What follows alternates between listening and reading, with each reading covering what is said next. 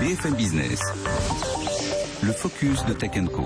Comment libérer l'innovation en France? On en parle avec nos invités ce soir. On est avec Bénédicte de Raffelis-Soissons, fondatrice de Clostry. Donc vous êtes start-upeuse, entrepreneur. Bénédicte, bonsoir. Bonsoir Sébastien. Le big data donc appliqué au RH, c'est comme ça que je le résume, c'est du soft, c'est un logiciel. C'est plutôt bien résumé, oui. C'est une solution SaaS qui va analyser 150 millions de parcours de professionnels sur 200 secteurs d'activité, 100 pays pour fournir aux RH les discours de preuve dont elles ont besoin pour prendre leurs décisions et puis surtout qui va leur permettre d'exercer leur intelligence et leur intuition. Alors ça parle à beaucoup de gens, Software mais as pas a à tout le monde encore. Software as a service, on ne vend pas le logiciel, on vend l'accès à la solution. On paye quand abonnement. on l'utilise et puis c'est dans le cloud. On n'a pas un CD dans son... Non, on n'installe pas chez le client effectivement, voilà. Et ce qui permet d'avoir une maintenance évolutive et de bénéficier de toutes les évolutions de la solution en direct. Avec nous aussi Olivier Mathieu, coprésident de France Digital, et vous aviez fondé aussi il y a quelques années avec Pierre Kosciusko-Morizet, Price Minister. Olivier, bonsoir, bienvenue. Bonsoir. Alors, je suis toujours quand même président de Price Minister Rakuten. Oui, vous êtes toujours effectivement. Oui, on pourrait croire que, mais non, c'est toujours effectivement vous qui êtes aux commandes, alors que PKM lui a pris un petit peu de recul. Il cherche toujours, je crois, son idée à 1 milliard, c'est ça? Il cherche. Voire 10 milliards, qui pourrait un jour valoir plus que 1, voire 10 milliards. Vous n'avez pas dit, vous n'avez pas confié s'il avait trouvé la martingale, l'idée. Il a quelques bonnes idées, je crois. Oui, bon, il faut qu'on le réinvite alors. Alors Olivier, du coup, on a un peu construit l'émission, le focus ce soir, la colonne vertébrale autour de votre journée à vous, c'est vous qui, avec Google, lanciez ce thème. Comment on peut libérer en France l'innovation, développer encore plus l'écosystème autour des startups, et puis en ligne de mire, il y a sûrement, vous étiez venu nous en parler aussi à l'époque, 2017, comment donner une feuille de route là à tous les candidats de n'importe quel bord d'ailleurs, et qu'ils fassent en sorte que cet écosystème soit au top, parce que ça se passe bien en France, mais en fait ça va un peu plus vite chez nos voisins. Oui, c'est une vraie question, c'est qu'il faut toujours se comparer en fait. Ce qui n'est pas toujours le cas de l'hexagone. On dit que parfois on est frappé un peu d'hexagonisme, c'est-à-dire qu'on regarde vers l'intérieur. On est bien obligé, encore plus avec le numérique, de regarder vers l'extérieur. Et donc la comparaison, même si on dit que comparaison n'est pas raison, chez nous elle est obligatoire. Il faut toujours regarder ce qui se passe, parce que si on ne va pas à l'extérieur avec les marchés du numérique, ils viennent à nous. Les grands Américains, les grands Chinois, ils se développent très très vite, ils investissent beaucoup. Donc il faut regarder. Et donc la croissance des investissements dans l'univers numérique des startups a fortement cru. Enfin, l'an dernier, on voit bien, il y a eu des très belles levées de fonds. On en retient des noms symboliques comme Sigfox, Blablacar, Vestiaire Collective, Prêt d'Union, Believe aussi dans le domaine de la musique. Et là, c'est des dizaines de millions d'euros, beaucoup plus que ce qui était historiquement nous, par exemple, quand on a fondé Price Minister. Et pourtant, c'est presque encore 2 fois moins rapide comme accélération que ce qui se passe pas aux États-Unis, parce qu'aux États-Unis aussi ça va beaucoup plus vite, mais finalement on aime autant se comparer à l'Angleterre, parce que là on a un PIB à peu près équivalent, c'est un pays voisin, ça reste l'Europe. Il y a 65 millions d'habitants aussi. Donc c'est légitime de comparer à l'Angleterre, et donc on peut dire si on va moins vite en accélération que l'Angleterre, c'est qu'on a encore des freins à lever. Bon, du coup, on est donc dans le train, mais plus dans la voiture-bar que dans la locomotive, quoi. C'est ce que vous voulez dire. Peut-être que les Français aiment bien la voiture-bar, et en fait, je pense qu'on a des... Il vient d'y passer, mais il faut en sortir, quand même. Oui, on a un savoir-vivre à faire valoir, mais réellement, on a aussi plein de talents, et c'était les sujets de la journée pour libérer l'innovation. On a parlé des questions du travail, il faut innover à travers le travail. Bon, c'est un des sujets, en plus, avec la loi El Khomri, etc., mais il y a toutes les questions autour du travail, des plateformes, etc. Et il y a les questions du financement de l'innovation, parce que ça demande de l'argent. Et on peut pas en fait financer l'innovation par du crédit en général, parce que les startups elles ne gagnent pas d'argent. En revanche, il faut qu'elles investissent dans quelque chose qui est une promesse d'avenir. Donc souvent ça fonctionne pas avec le crédit. Donc c'est des augmentations de capital, et c'est un type de financement qui ressemble à ce qu'on voit dans la Silicon Valley et qui existe en France aussi. Mais c'est une partie qu'il faut accélérer. Et puis il y a aussi une question qui est celle du rôle de l'État, puisqu'en France l'État est très puissant. Il investit beaucoup aussi dans l'innovation à travers les entreprises publiques, mais aussi à travers des solutions fiscales. Et il soutient l'innovation. Donc il y a une question qu'on s'est posée. Est-ce que c'est le rôle de l'État en fait de faire ça? C'est vrai que les startups, Delphine Sabatier qui est avec moi ce soir pour vous interroger, elles ont tendance plutôt à cramer de l'argent qu'à en gagner, en tout cas au moins au tout début, quoi. C'est normal. C'est le jeu. Au début, c'est de surinvestir pour avoir une croissance très rapide et pouvoir conquérir des marchés qui sont nouveaux, qui n'existent pas. Après, est-ce qu'aujourd'hui on a un contexte favorable pour les startups? Je crois qu'on a démontré justement ces derniers temps que quand même ça se passait plutôt bien. La question qu'on se pose toujours, c'est comment est-ce qu'on fait naître un champion? Je crois que vous cherchez un champion cette année avec France Digital. Plus qu'un. plus qu'un même. Une équipe. Ce serait super. Mais c'est quoi un champion aujourd'hui en termes d'entreprise? Parce qu'on n'est pas forcément juste sur des start-up, sur des petites boîtes qui travaillent dans le numérique, mais c'est quoi le champion de demain? Comment est-ce que vous allez l'identifier au milieu de toutes les initiatives qu'on voit aujourd'hui naître très facilement? Parce que c'est très facile de lancer une start-up. Mais nous, on n'est pas sélectionneur en tant que tel, mais quand il y a des dossiers, il y a beaucoup d'intelligence, par exemple, en France, dans les questions de big data. On a un exemple ici d'intelligence artificielle. Dans tout le domaine de l'économie collaborative aussi est très populaire en France. Il y a beaucoup d'innovations dans le domaine des places de marché, dans le domaine des applications mobiles, etc. Et donc tous ces sujets-là sont des sujets de comportement des consommateurs, ou des entreprises. On parle de B2C ou de B2B. Et dans ces deux cas, on a les talents, les savoir-faire, l'innovation au sens technologique, mais également l'innovation d'usage et de marketing. Donc après, nous, on doit plutôt créer les conditions pour faire émerger ces champions. Après, une association comme France Digital, elle les soutient, mais ouverture à l'international. C'est a priori forcément international. C'est forcément international aujourd'hui.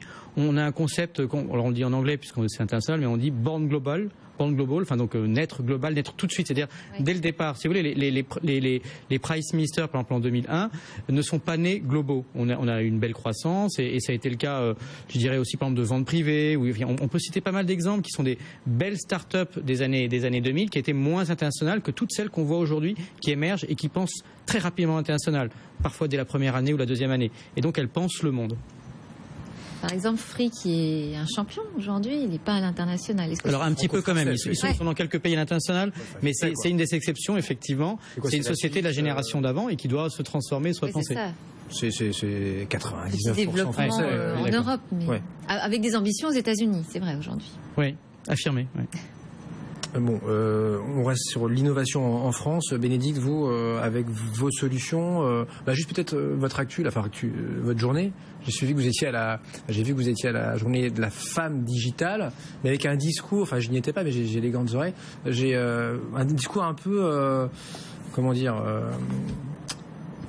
En décalage. En décalage, voilà. Alors déjà, bon, je sais quoi, c'est 50% d'hommes, 50% de femmes, ou c'est que des femmes qui vont à la journée de la femme digitale? C'est beaucoup de femmes. Oui, parce que la question des femmes entrepreneurs, elle est portée par les femmes et c'est aussi des femmes qui écoutent. Et je pense que justement, ce qui est intéressant aujourd'hui, c'est que ce soit plutôt porté par des hommes et se dire, moi, je me pose pas la question d'être une femme entrepreneur. Je suis entrepreneur tout court. Mes enjeux sont les mêmes que tous les autres entrepreneurs. Et ce qui est important, c'est juste de se dire, on a de l'ambition, on a envie de créer des entreprises qui sont capables, dans quelques années, de générer 50, 100 millions d'euros de chiffre d'affaires, d'avoir une centaine de salariés. Et c'est ça notre ambition, qu'on soit un homme ou une femme. Et la question d'innovation, je crois qu'elle pose aussi un peu cette problématique-là, qui est de dire, je suis 100% en phase avec ce que disait Olivier. D'abord, il y a effectivement le fait que cette innovation, elle est portée par des talents, qu'il faut se comparer, mais sans reproduire de façon bête et méchante des schémas. Il faut se comparer pour regarder ce qui existe à l'extérieur. Mais de toute façon, aujourd'hui, on est dans une réalité économique qui est complexe, qui est incertaine, qui est hyper compétitive. Les concurrents ne viennent pas de là où on les attend, ils connaissent pas de secteur. On a vu Uber, et voilà, il y a des secteurs qui sont complètement disruptés par des concurrents qui viennent d'ailleurs. Et donc, justement, les grandes entreprises, parce qu'on parle de start-up, mais l'innovation, elle doit aussi être portée par les grandes entreprises. Et les grandes entreprises, aujourd'hui, elles doivent faire deux choses, être hyper productives et en même temps, dans une hyper adaptation et une hyper innovation. Et ces deux dimensions, elles peuvent parfois être un petit peu en contradiction. D'ailleurs, ça révèle quand même un peu les limites des modèles issus du taylorisme où on se disait, ça suffit d'avoir un avantage compétitif. Aujourd'hui, ça suffit plus. Et cette innovation doit être portée par des talents, et des talents qui ne sont pas ceux d'hier. On doit arrêter. Sauf qu'il y a beaucoup moins de femmes dans le numérique d'ailleurs, comme dans. Je ne sais pas s'il y en a beaucoup moins. Aujourd'hui, elles sont très visibles. Ah bah si, dans les écoles, quand même, celles qui lèvent des fonds. On mesure chaque année, et c'est vrai que dans les femmes entrepreneurs dans les startups, alors je ne parle pas de l'entrepreneur en général et ça, mais il y en a moins de 10% qui sont donc des startups qui sont créées par des femmes en ce moment. Donc mais c'est un chiffre qui augmente. C'est un chiffre qui augmente. Il progresse. De façon considérable. Aujourd'hui, elles sont de plus en plus visibles. Quand on part de zéro, oui, on peut faire que. Oui, mais justement, je crois que c'est aussi parce que les femmes aujourd'hui, elles se mettent peut-être des barrières à se dire j'ai de l'ambition, mais je vais pas forcément oser l'exprimer, ou je vais pas forcément oser entreprendre de cette façon-là. Elles se disent est-ce que je vais pouvoir mener de front une vie de famille et une vie d'entrepreneur? Est-ce qu'on va me prêter de l'argent? Elles vont entreprendre au sein de grands groupes la plupart du temps. Donc c'est pas un thème. Donc du coup, ça me rassure. Vous validez le fait que, et on n'a pas fait exprès, hein, mais que pour la journée de la femme, on a fait, alors Delphine, tu n'étais pas là, une émission Tech & Co 100% sans femmes. Mais on n'a pas fait exprès, on s'en est rendu compte a posteriori. Et au moins vous avez le contre-pied total. Parce qu'il y en a tous les soirs. Vous avez parlé des femmes toute la soirée quand même. Même pas. Avec des hommes. Nous, on en avait parlé la veille. On avait parlé la veille avec toi, vous êtes là ce soir. Et le lendemain, bon bref, c'est un thème, mais c'est pas le thème ce soir. Si on reste sur l'innovation, vous l'évoquiez d'un mot peut-être tout à l'heure, Olivier, sur l'actu Endure, là, de peut-être demain taxer plus le CDD, est-ce qu'on prend le truc par le bon bout? Enfin, on était censé quand même flexibiliser, ou sécuriser ce marché du travail. Si on rajoute une contrainte... Disons que dans la loi sur le travail dont il est question, il y a plein de choses différentes déjà, donc il y a plein de trucs qui sont assez positifs. Pour être honnête, ça ne correspond pas forcément aux attentes qui sont celles des startups. Donc on ne se sent pas très concerné. On a l'impression que c'est vraiment une loi qui s'adresse au monde ancien d'une certaine manière. Enfin, les startups c'est pas une posture de mépris. Oui, d'abord on l'a mesuré. Comme on a mesuré le nombre de femmes, on a aussi mesuré le nombre de CDI effectivement. Et c'est très majoritairement il y a 80% de CDI qui sont créés par les startups. L'image du marché, le marché, le stock, il bouge pas, c'est 80%. Oui, mais en fait, on n'est pas non plus des apôtres du CDI. Il se trouve que, en fait, comme on a confiance dans l'avenir parce qu'on est en croissance, on crée plutôt des CDI. C'est une réalité, je dirais, presque sociologique et économique. La réalité, c'est qu'on observe aussi qu'on fait appel à des freelances, on fait aussi appel à des SS2I, etc. dans ces univers-là. C'est une question ou pas le contrat de travail? Parce qu'au-delà du CDD ou du CDI, est-ce qu'il y a une question sur le contrat de travail? Elle existe. Le monde numérique. Oui, elle existe tout de même parce qu'en fait, la réalité, c'est que les startups françaises, quand même, elles sont en forte croissance, mais elles ont tendance à créer moins d'emplois que les startups anglaises ou allemandes. Elles grossissent moins. Alors, il y a des questions de financement, je le disais tout à l'heure, il y a aussi des questions de droit du travail. Et moi, aujourd'hui, je suis dans un groupe japonais, donc je vois un petit peu ce qui se passe quand on regarde avec les yeux de Tokyo la France et donc l'Europe, en fait, de loin, on compare Berlin, Paris, etc.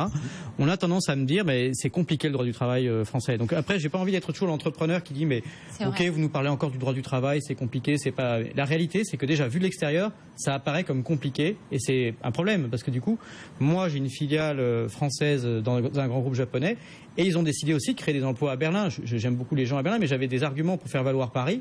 Mais en termes de droit du travail, j'ai été battu à l'intérieur du groupe Rakuten. Donc ces décisions, vu de l'extérieur, elles existent. Pour les petites startups qui ne sont pas dans un grand groupe, elles existent aussi.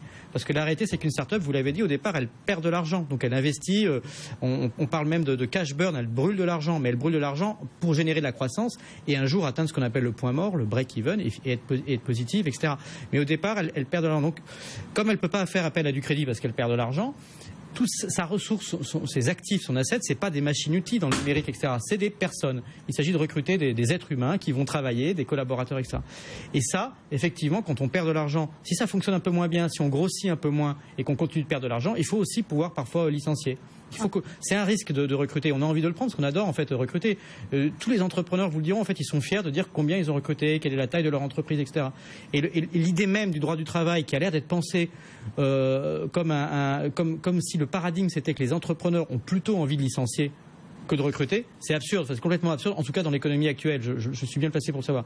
Mais il se trouve que la réalité économique, c'est que pour prendre le risque de recruter, il faut de temps en temps aussi savoir qu'on doit pouvoir réduire la voilure. Voilà, les mots sont pas agréables. C'est pour ça que ça bloque aussi. Ça veut dire qu'on changerait de modèle, on se rapprocherait au moins un peu plus du modèle anglo-saxon, enfin britannique ou allemand. Et voilà, c'est un choix qu'on n'a pas fait, qu'on veut peut-être pas faire, on ne sait pas, d'ici à 2017. Et que du coup, voilà, on franchit pas les Français, ils le font. Si la conjoncture se retourne, évidemment, vous n'aurez pas d'entrepreneurs tentés d'embaucher, que ce soit d'ailleurs en CDD ou en CDI, mais eux, ils vont réduire la voilure. Donc, en fait, vous perdez. C'est-à-dire que si on peut pas avoir un peu plus de flexibilité, on recrute moins. Et si quand on en parle dans un média, alors ici on est entre gens qui comprenons à peu près le business, les affaires, on comprend qu'il y a des réalités économiques. Mais dans d'autres médias ou dans d'autres endroits, parfois on se fait effectivement taxer. La flexibilité, c'est en gros le méchant patron qui veut licencier. Et à partir du moment où on est dans des idéologies comme ça, on n'arrive pas bien à avancer. Et je crois réellement que même les plus jeunes qu'on voit arriver sur le marché du travail, eux-mêmes aussi ont envie de flexibilité. À partir du moment où ils ont les bonnes formations, ils se sentent en confiance. Et quand on est en confiance, on n'a pas peur, on ne parle pas que de prudence ou de vouloir de la sécurité de l'emploi. La réalité, c'est qu'il faut un système dans lequel on peut changer. Pas seulement changer d'entreprise, mais même changer de métier. Bénédicte, ces nouveaux modes de travail, comment vous regardez? C'est exactement ça. Nous, d'abord, ce qu'on a constaté en tant que start-up, c'est effectivement, on a levé des fonds. Pourquoi? Pour recruter notre équipe. Moi, ma première levée de fonds, c'était 600 000 €. J'avais personne. Je les ai utilisés uniquement pour recruter. La deuxième de 2,5 millions, c'est exactement la même chose. Et effectivement, ce que dit Olivier, c'est que on lève des fonds pour recruter et puis à un moment, on va se mettre des milestones. C'est-à-dire que si on n'a pas atteint ce milestone ou ce milestone, on va pas recruter plus de monde parce qu'on peut pas prendre un risque financier tant qu'on n'a pas atteint une certaine étape. Et effectivement, aujourd'hui, on se dit, oui, alors il faut plus de flexibilité sur le marché du travail et les candidats, enfin les chercheurs d'emploi aussi le demandent parce qu'aujourd'hui, on construit plus sa carrière, on la consomme. Donc on a envie de pouvoir passer d'une entreprise à une autre, on a envie de pouvoir évoluer de façon agile dans sa carrière, de passer d'un métier à un autre. Donc ça demande du côté des entreprises d'arrêter de raisonner avec des stéréotypes parce que les stéréotypes, c'est quand même vecteur d'un assèchement intellectuel, qu'il soit individuel ou collectif. On a besoin de recruter des gens qui finalement vont être capables d'adaptation, d'innovation, d'autonomie, de discernement dans cet univers incertain et de leur permettre d'évoluer comme ça librement entre des entités, entre des métiers, entre des entreprises. Et finalement, ça remet quand même en cause la question de la grande entreprise qui peut aujourd'hui être vue un petit peu comme un monstre froid et qui demain devra être peut-être une multitude de petites entités autonomes, agiles, apprenantes, qui vont mutualiser leurs talents, qui vont mutualiser peut-être leurs valeurs. Des monstres et des qui moyens. sont quand même vos clients maintenant. Hein, donc, nos clients sont des entreprises du CAC 40, mais quand on dit monstre froid, c'est la façon dont elles peuvent être perçues. Et votre message, c'est aussi de leur dire arrêtez de dépenser des sommes folles, notamment dans les solutions RH, pour aller shipper les petits voisins, parce qu'en fait, vous avez des talents en interne, pas forcément, enfin, ils peuvent être mal employés. Ils on ont dit que besoin les perles rares, elles existent déjà en interne. La seule chose qu'on dit, c'est qu'on ne sait pas les identifier parce qu'on les enferme dans des cases et qu'on leur met des étiquettes. Et c'est un message qui est très bien reçu par nos clients. Et justement, ils font cette démarche aujourd'hui, déjà en travaillant avec des startups, justement d'essayer d'avoir cette culture de l'agilité au sein d'entreprises dont on voit d'ailleurs, elles se réorganisent, elles font des petites entités, elles essaient d'être dans un mode startup finalement dans l'organisation et dans aussi la façon dont elles travaillent avec les autres. Mais oui, ce qu'on leur dit, c'est faut sortir des stéréotypes parce que voilà, c'est pas porteur d'innovation. Et ce qu'on doit aller chercher demain, c'est plus des hauts potentiels qui maîtrisent parfaitement une compétence technique. On n'aura plus besoin de ça. On ne connaît pas les compétences dont on aura besoin demain. On ne connaît pas les métiers qui émergeront demain. Ce dont on a besoin, c'est des gens qui savent s'adapter. Donc, en tant qu'entrepreneur, nous, évidemment, on vit ça au quotidien, mais il faut aussi qu'il y ait des tempéraments comme ça au sein des grands groupes et au sein d'entreprises plus petites. Bénédicte de Raffaellis, Soissons, clustré donc avec nous ce soir. Olivier Mathieu pour France Digital, Delphine Sabatier qui m'accompagne donc pour 01net.com et vos questions sur le hashtag TechCo, TECHCO. On va notamment s'intéresser au financement dans un instant, plus en détail. Est-ce qu'on est en retard là aussi par rapport à nos petits camarades européens? Comment on peut inciter demain les Français aussi qui sont voilà les champions de l'épargne, assurance vie, livret A, à peut-être mettre demain leur argent dans l'économie réelle, dans les startups, les futures licornes. C'est juste après cette courte pause. À tout de suite. BFM Business et 01net.com présentent Tech & Co, le grand live du numérique avec Sébastien Poineau. Et avec nos invités ce soir, Olivier Mathieu, France Digital, Bénédicte de Raffaellis, Soissons, Clustré, Delphine Sabatier, 01net.com, ou comment libérer l'innovation. Alors, la question peut surprendre pour ceux qui nous rejoignent à l'instant. Olivier, on peut se dire, attendez, la French Tech, la French Touch, bientôt de Gaël Duval à New York, donc cette grande conférence, investisseurs, start-upers. Les start-up, elles sont là tous les soirs, elles sont chez Stéphane Soumier le matin, on n'a jamais autant parlé, on n'a jamais autant créé. Vous le disiez vous-même tout à l'heure en introduction, on n'a jamais autant levé d'argent, avec des grosses levées de fonds, des dizaines de millions d'euros, parfois c'est même à 3-0, enfin genre plus de 100 millions, Sigfox dans le bas débit et puis Blablacar. Et pourtant vous dites, il faut une innovation encore plus débridée, plus libérée. Oui, en fait, on peut penser que c'est une course en avant, ce qui est en quelque sorte le cas, mais c'est un peu comme si vous regardez le financement du cinéma américain et du cinéma français. Le cinéma français, il y vote, il est pas mal, mais il s'exporte pas énormément, et les montants investis à la fois dans le développement de l'image, etc., ils ont quand même lieu à Hollywood. C'est pareil pour la Silicon Valley. Et donc même quand il y a 100 ou 150 millions d'euros levés par un Blablacar, ce qui sont des records au niveau français, en face, sur la côte ouest notamment, il peut y avoir Lyft qui a levé 500 millions par exemple, donc 3-4 fois plus auprès de General Motors, et il avait déjà fait des levées de plusieurs centaines de millions auparavant. Donc il y a des échelles de grandeur. C'est pareil, même si Deezer c'est une formidable boîte très bien financée et très innovante, face à Spotify, il y a encore beaucoup plus d'argent dans Spotify. Je préfère que qu'on reste sur cette comparaison-là, parce que Deezer, Spotify maintenant est global, mais à la base c'est suédois. Alors que si vous comparez les Américains, oui, enfin voilà, c'est européen. Si vous comparez les Américains, là c'est sûr qu'on a perdu d'avance. Enfin, c'est la première économie du monde. Oui, je suis d'accord, c'est pas fair.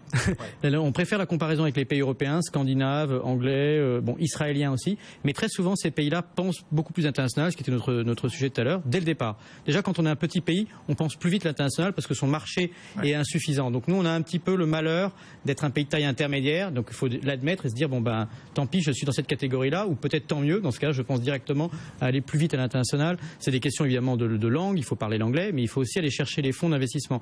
Et les gros fonds d'investissement, aucun n'existe en France sur ces niveaux d'investissement dont on parlait tout à l'heure, que ce soit Sigfox, Blablacar, etc.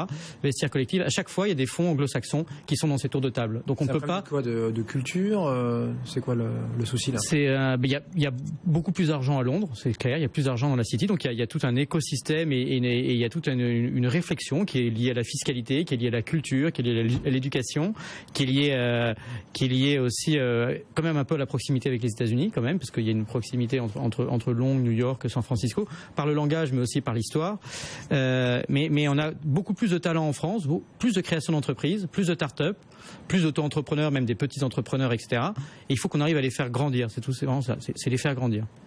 Clustery, quand vous lancez Clustery, là, est-ce que forcément c'est borne globale? C'est-à-dire que oui, quand on s'adresse au CAC 40, on se dit on a un boulevard devant soi, et comme le dit très bien Olivier, on n'est pas un petit pays, on n'est pas Israël ou la Suède, enfin petit pays au sens 5-10 millions sur la démographie, mais pas non plus un grand pays. C'est ça la problématique, c'est que comme on a un pays de taille intermédiaire, justement, on peut très vite se laisser enfermer en disant le marché français est suffisant pour entreprendre et porter son entreprise, et donc je vais pas tout de suite penser global. Et en même temps, la France est un pays incroyable justement pour commencer à entreprendre. Chez Clustery, on est déjà focus sur le fait d'aller à l'international, parce que le marché de la RH de toute façon est un marché qui est global.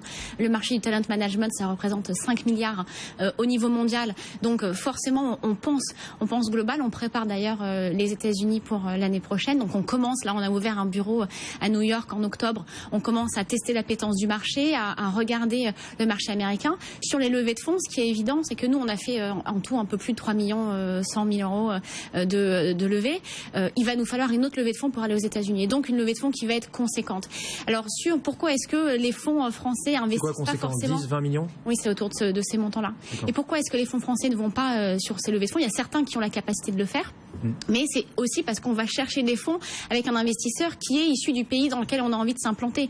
Si on va aux États-Unis, on va chercher à avoir à son board un investisseur, un fonds américain, parce qu'il a du réseau, parce qu'il connaît des clients potentiels là-bas. Donc lever avec un fonds français, c'est évidemment possible, même en ouvrant un marché étranger, mais c'est plus facile si on le fait avec un fonds étranger. Donc finalement, les fonds français, à part avoir un acteur européen qui a envie de s'implanter en France et qui donc à un moment va aller lever une série B, une série C avec un fonds français, non, ils vont aussi aller chercher des acteurs américains ou autres pour ouvrir des marchés qui sont beaucoup plus globaux. C'est gênant finalement d'avoir des fonds étrangers quand on monte son entreprise et qu'on veut faire de la croissance externe à l'étranger. Je sais pas. Pas du tout, non. Ouais, donc c'est finalement ça, c'est pas un problème. Peut-être que le problème aujourd'hui qu'on a en France, c'est que l'économie numérique, ça reste encore tout petit par rapport à l'économie globale française, et que du coup au niveau, par exemple là de la négociation sur la réforme du travail. On ne prend pas en compte forcément aujourd'hui la complexité ou la particularité des startups qui travaillent dans le numérique avec, par exemple, je ne sais pas, en termes d'horaire. Est-ce qu'on peut aujourd'hui parler d'horaire de travail quand on bosse dans le numérique? C'est quand même une notion très flexible. Est-ce qu'on peut parler de droit à la déconnexion? De droit à la déconnexion. Vous êtes ultra connecté tout le temps, en Wi-Fi, en Bluetooth, sans je sais pas arrêt, quoi. Bosser de partout, à n'importe quel moment. Est-ce qu'on peut parler de cadre social quand on est dans une start-up en hyper-croissance? Donc comment on fait pour adapter un droit général, statutaire, qui va coller à toutes les grandes entreprises, à des startups qui sont un petit microcosme finalement dans l'économie. Je pense quand même que le numérique, ce n'est pas seulement les startups. Je pense que vous en avez conscience, mais c'est vrai que bon, là avec France Digital, nous on défend les startups parce que c'est des nouvelles entreprises qui créent des emplois.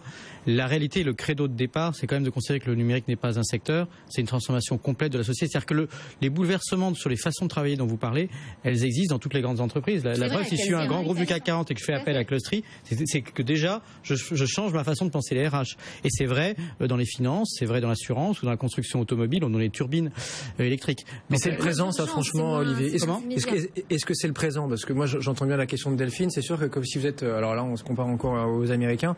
Si vous avez Apple, Uber qui vaut 65 milliards, c'est ça, le dernier tour de table, et plein d'autres face à vous, que vous soyez, j'en sais rien, moi, républicain, j'en sais rien, déjà aux manettes, forcément, ça va peser dans la balance. Si nous, c'est l'interlocuteur, c'est Orange, l'ex-France Télécom, c'est EDF ou c'est la PME industrielle du coin, même si eux-mêmes sont en transformation digitale, c'est quand même pas le même poids, quoi. Grand-chose, ouais. Pourtant, ils ont vraiment des démarches en ce sens. Enfin, moi, je le vois chez mes clients du CAC 40 quand on dit, et c'est vrai, le numérique, c'est pas que les startups, ça touche tout le monde. C'est une mutation qui est en train de toucher tout le monde. Alors après, ils peuvent pas forcément avancer de façon aussi agile que les startups pour s'y adapter. Néanmoins, nos clients chez Orange, par exemple, nous on voit, ils ont pas d'horaire de travail. Enfin, une des chefs de projet là-bas n'a pas d'horaire de travail.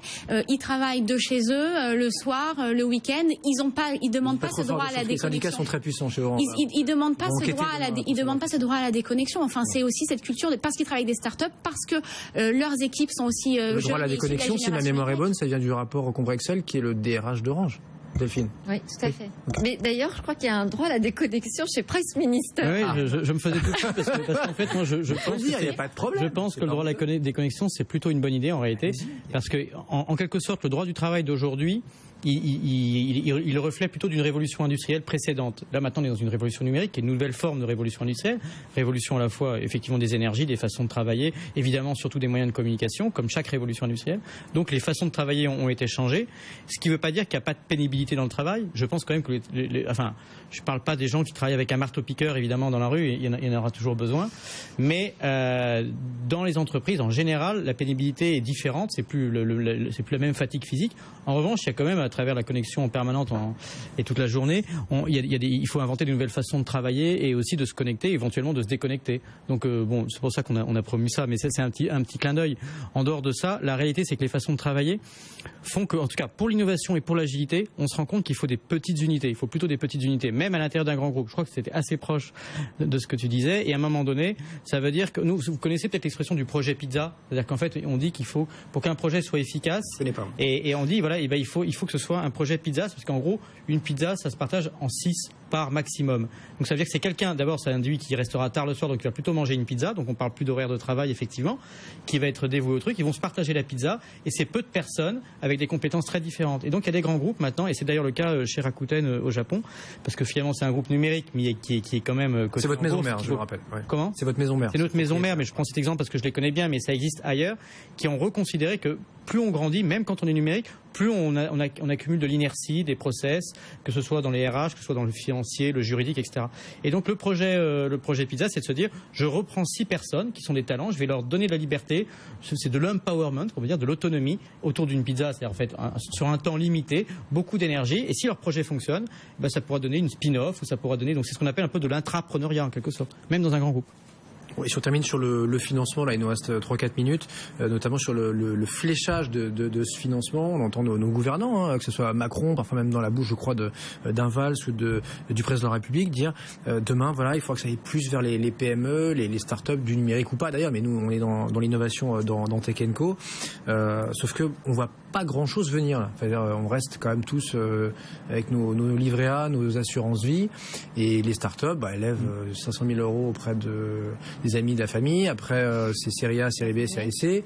Et puis après, oui, c'est États-Unis et les grands fonds, quoi. Les business angels, de toute façon, en général, c'est au moment du seed, ou en tout cas des premières levées de fonds. L'amorçage. Ouais. Après, on va voir amorçage. Après, on va aller chercher des fonds d'investissement.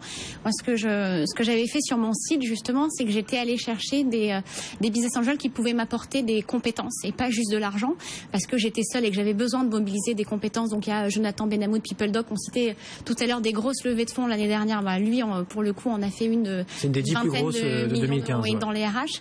Ouais. Et effectivement, j'étais face à d'autres startups qui levaient des fonds et qui ont cherché à aller voir des associations de business angels qui, eux, allaient défiscaliser. Moi, c'est une approche que j'ai pas du tout eue parce que je ne voulais pas que les gens qui choisissent ma startup le fassent et ils auraient pu choisir, je ne sais pas combien d'autres startups à la place. C'était juste un moyen de défiscaliser. Je voulais des gens qui me suivent parce qu'ils croyaient en mon projet, parce qu'ils croyaient en moi et parce qu'ils seraient capables aussi d'y consacrer du temps et de l'énergie. Et par contre, effectivement, quand on a des gens qui vont investir avec des véhicules qui vont être de ce type-là, bah, ça met plus de contraintes, c'est moins agile.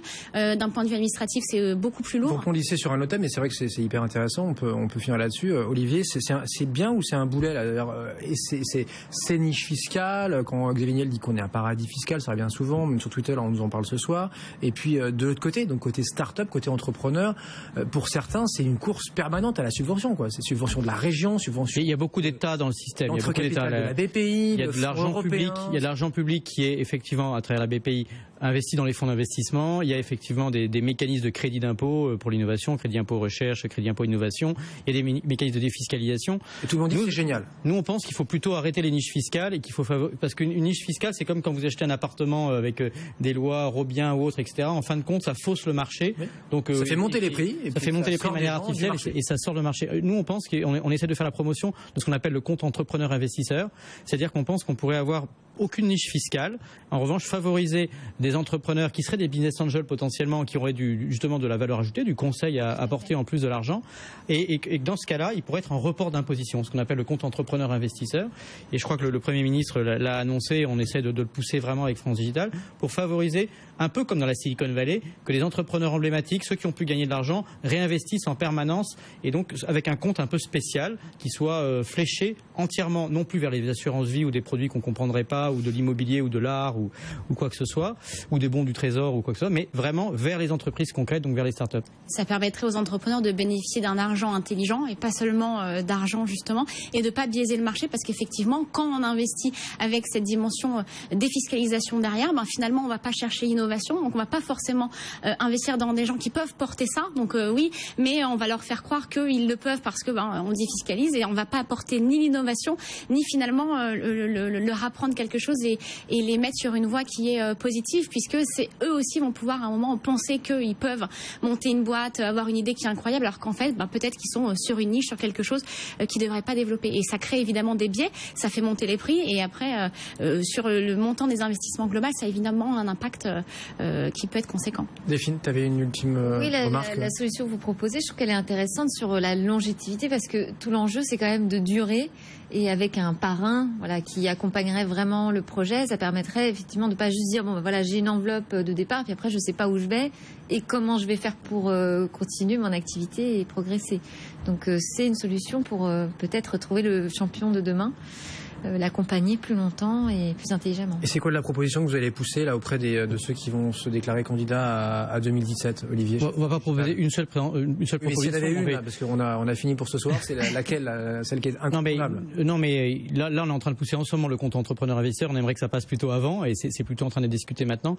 Après, je crois qu'il y a des vraies réflexions autour de tout l'argent qui dort dans les assurances vie aujourd'hui, qu'on appelle dormir. Il y a 1500, 1400, 1500 milliards. Donc c'est beaucoup plus que l'ensemble de tout le capital risque investi dans toutes les startups dont on parlait tout à l'heure, c'est infiniment plus. Et donc on pense que si on pouvait orienter 1 ou 2% seulement sans mettre en risque l'ensemble des ménages, non seulement tout le monde serait content parce que peut-être on améliorerait le rendement des taux d'intérêt garantis dans les assurances vie. Et puis c'est un rendement qui est condamné à baisser. Voilà. Et donc plus personne n'est content. Propose des taux bas pendant très longtemps. Si on est entre 2 et 3%, vous enlevez les frais, votre banque, votre assureur, il reste plus grand-chose, quoi. Non mais imaginez si vous avez 50 000 euros vous aujourd'hui sur une assurance vie, finalement il vous rapporte 2%. Et on vous dit si 1% était dégagé de ça, finalement 1% sur 50 000 euros, c'est seulement 500 euros. Vous seriez très content. Et en fait, en moyenne, ça optimiserait votre rendement et ça mettrait beaucoup plus d'argent dans la création d'emplois, notamment les emplois de demain. Moi, je pense l'idée. Donc pour 2017, on la note, on la poussera avec vous, si vous voulez, donc pour la prochaine campagne. Olivier Mathieu, qu'on vient d'entendre, France Digital et cofondateur, est toujours à la tête de Price Ministère, un filiale du japonais Rakuten, était avec nous ce soir. Pour Clustery Bénédicte de Raphaëlis Soissons, à très bientôt. Bénédicte. Bénédicte et Delphine Sabatier de 0net.com qui m'accompagnaient. Courte pause, on se retrouve juste après. On va parler, on aura encore des startups avec nous ce soir. On écoutera le DG de Free, donc Iyad Free, avec d'excellents résultats toujours tirés par le mobile. À tout de suite.